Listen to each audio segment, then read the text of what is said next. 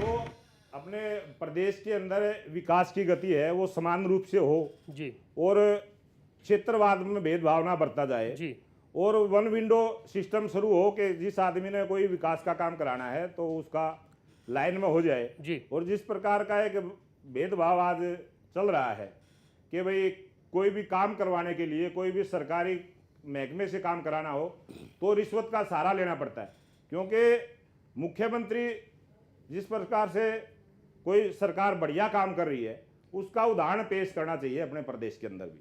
कोई भी सरकार कहीं भी किसी देश में कोई सरकार कोई नए कानून के तहत कोई मुख्यमंत्री काम कर रहा है तो उसी प्रकार का काम और बताइए, मुख्यमंत्री बनने के बाद वही लागू करेंगे हम। कुछ और बताइए। तो दो बातें बताइए। चार बात बता दी। रोजगार का जो है वो जो योग्य उम्मीदवार होगा उसमें पारदर्शिता बरती जाए, मेरिट के आधार पर रोजगार मिले।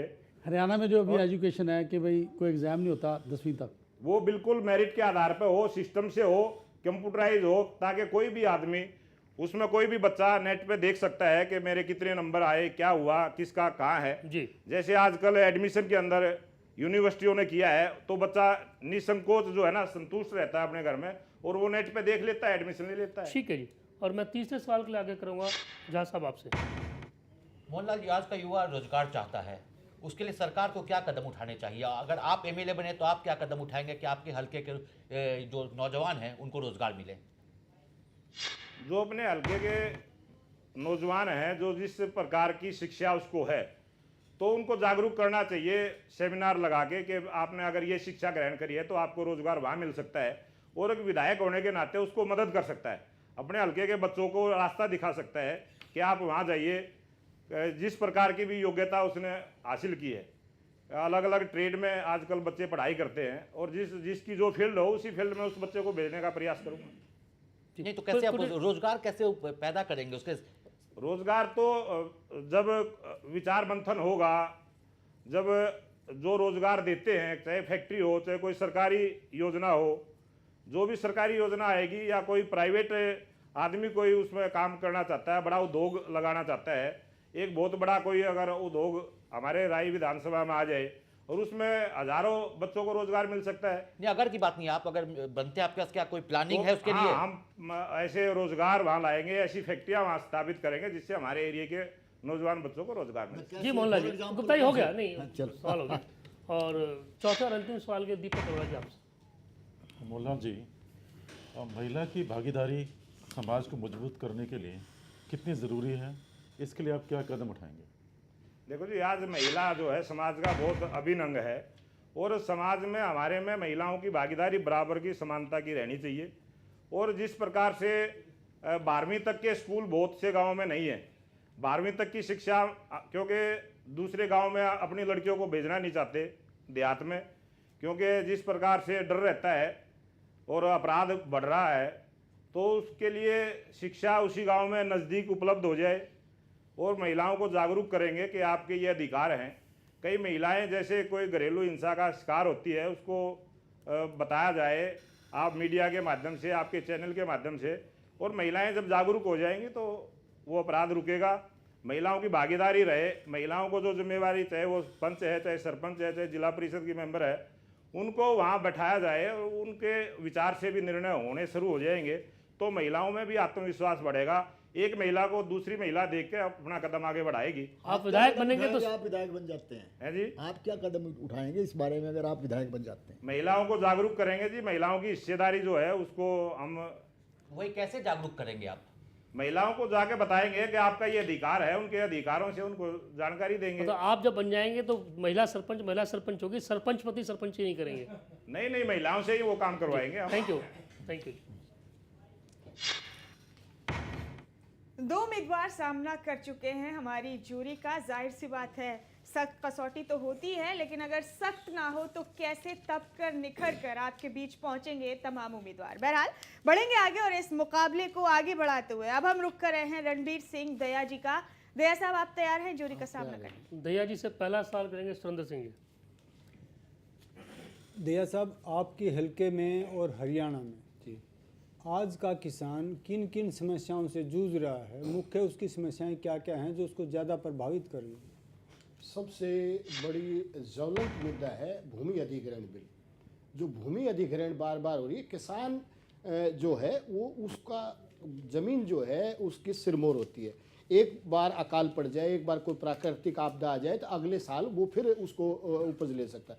लेकिन जब किसान के पास भूमि ही नहीं रहेगी तो उसके बच्चे इधर आपराधिक तौर पर चले जाएंगे। पैसा किसान, क्योंकि हम बेसिकली किसान हैं और किसान का बच्चा बहुत ज़्यादा बिजनेसमैन नहीं है, और बिजनेसमैन ना होने के कारण वो जो पैसा है उसको ठीक तरीके से जो भूमि अधिग्रहण में थोड़ा बहुत पैसा मिलता है वो उसको खराब कर देता है। कहीं जमीन यानी बिल्डिंग बना लेता है, और कोई गाड़ियां ले लेता है, एक्सीडेंट हो जाते हैं, दारू पी लेते हैं। यानी एक ये भूमि अधिग्रहण हरियाणा में मैं ये कहता हूँ कि अपराध अगर बढ़ा है तो वो भूमि अधिग्रहण सबसे बड़ा इसका और क्या कारण समस्या है? हाँ जी, है? और किसान की क्या समस्या है? किसान की दूसरी समस्या है कि जो उनको अपनी जमीन ना उसकी उपज का पर्याप्त मूल्य नहीं मिल पा रहा। हमारे एग्रीकल्चर प्राइस कमीशन में जो प्रतिनिधित्व किसानों का करते हैं, दरअसल उनको बेसिक नॉलेज ही नहीं होती कि किसान की क्या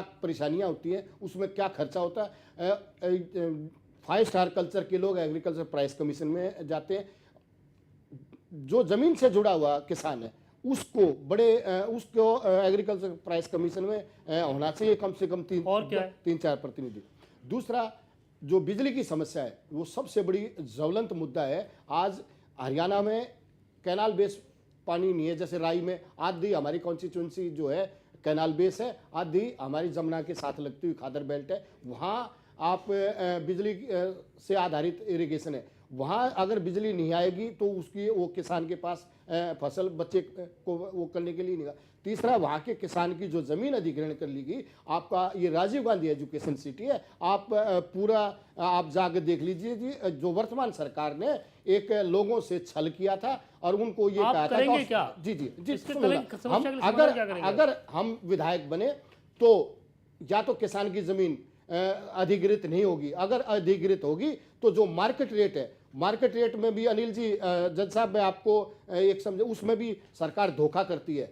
मार्केट रेट और कलेक्टर रेट गुप्ता साहब अच्छे से जानते हैं, उसमें वो एक धोखा। जब जमीन का अधिग्रहण कर लिया, आपने कहा जमीन अधिग्रहित हो गई तो अधिग्रहण बन जाते हैं। नहीं, अगर अधिग्रहण करते हैं किसी कारणवश, यानी जैसे सड़क बनानी है या कोई हॉस्पिटल बनाना है, वो ये जो आज की वर्तमान सरकार के बिल्डर्स के लिए नहीं। आप विधायक बनेंगे, अधिग्रहण नहीं करेंगे? हाँ, नहीं, अधिग्रहण करेंगे तो उसको मार्केट वैल्यू जो आज का वर्तमान चाहे 2 करोड़ है या 10 करोड़ है। भूमि का अधिग्रहण का बिल आया था जी, उसको पार्लियामेंट ने पास किया। क्या आप उससे सहमत है? क्योंकि उसमें साफ कर दिया गया है ग्रामीण जमीन की कीमत क्या होगी, शहरी जमीन की कीमत क्या होगी। उसमें छल है, हम उससे सहमत नहीं है। उसमें ये छल है, लोगों को धोखे में रखा गया। उन्होंने रखा कलेक्टर रेट सरकार का प्रतिनिधि होता है और सरकार का प्रतिनिधि कोई भी कलेक्टर रेट रख देता है।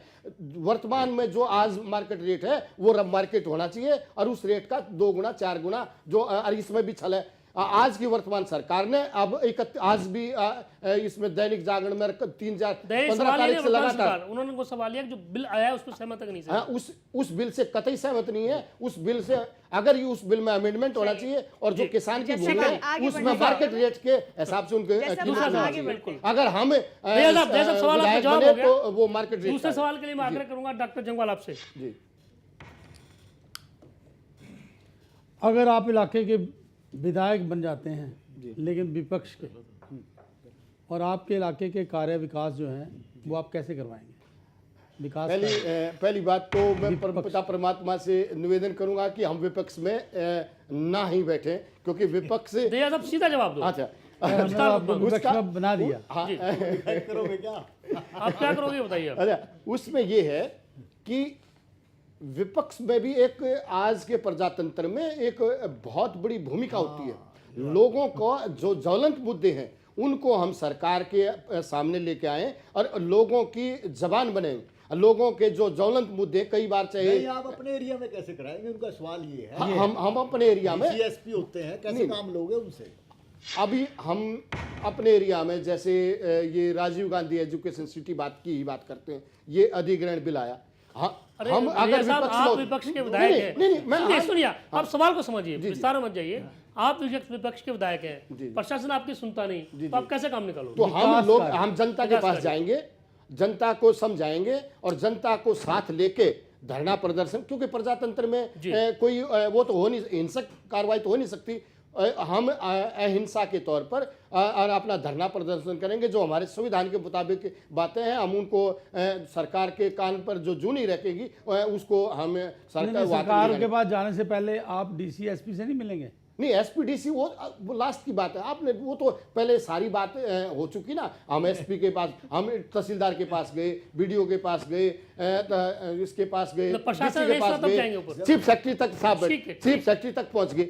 लेकिन सरकार फिर भी नीचे थी। चीफ मिनिस्टर से भी मिले, फिर भी सरकार नीचे थी। उसके बाद हम प्रदर्शन करेंगे, हम उसके खिलाफ लोकतांत्रिक ढंग से आप आंदोलन करेंगे, लोकतांत्रिक तांत्रिक ढंग से संविधान के अंतर्गत। अब मैं तीसरे सवाल के लिए गुप्ता जी आपसे आग्रह करूं, विस्तार से यह सब सवाल समझ के सवाल का जवाब दीजिए, भूमिका बांध के मत कीजिए, हमको बीच में रोकना पड़ेगा, आपका सवाल कट जाएगा। रणबीर सिंह जी, ये बताइए, आपने ये एमएलए लोकल फंड एरिया दूसरे प्रदेशों में, अपने प्रदेश में नहीं है। जी जी। एक तो मेरे इसमें दो पार्ट है, क्या ये एमएलए लोकल फंड एरिया होना चाहिए? दूसरा, इसमें बहुत सी खामियां पाई गई हैं। क्या खामियां आप समझते हैं, कौन सी कमियां हैं?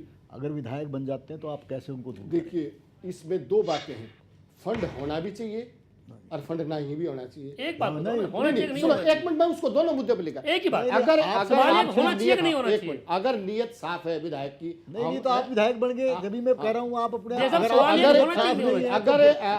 अगर हम जनता विधायक बना रहे हैं, तब जनता राय की जनता हमें विधायक बनाती है तो विधायक और मुख्यमंत्री फंड होना चाहिए और वो प्रोपोर्शनेट में होना चाहिए। चीफ मिनिस्टर को अनलिमिटेड है और जितना हमारा फंड है 90 कॉन्स्टिट्यूंसियों में हर विधायक को बजट के अनुसार समान मिलना चाहिए, ना कि ये उसके ऊंट के मुंह में जीरा, वो नहीं।